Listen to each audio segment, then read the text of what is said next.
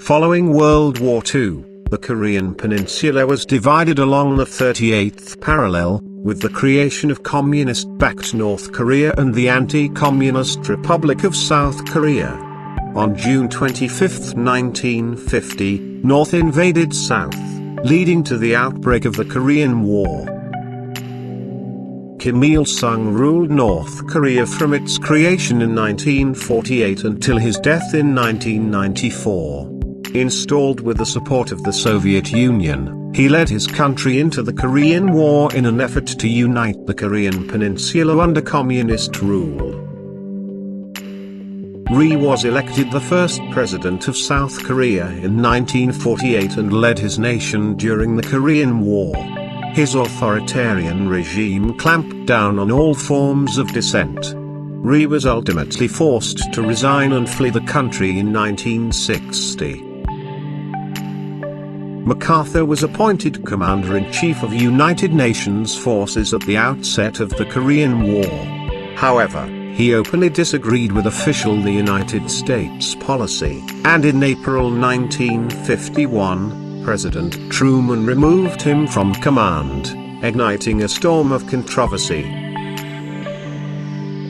At the start of the Korean War, the P-51 Mustang was the primary aircraft of the United Nations forces. Within a few years, the Mustang and other World War II-era propeller planes had been superseded by a new breed of jet fighters.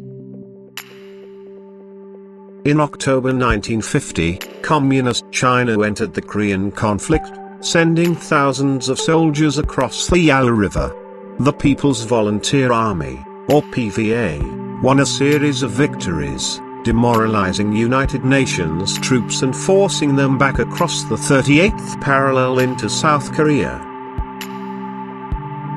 American movie actress Marilyn Monroe entertains a group of soldiers in Korea.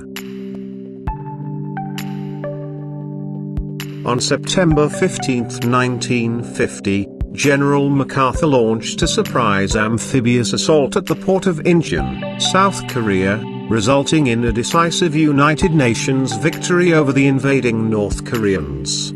Within weeks, United Nations and South Korean forces had captured Seoul and cut off vital North Korean supply lines. After 2 years of negotiations, a ceasefire agreement was reached in July 1953. The Korean border remained near its pre-war location along the 38th parallel, with a demilitarized zone, formally separating North and South. No formal truce was ever signed.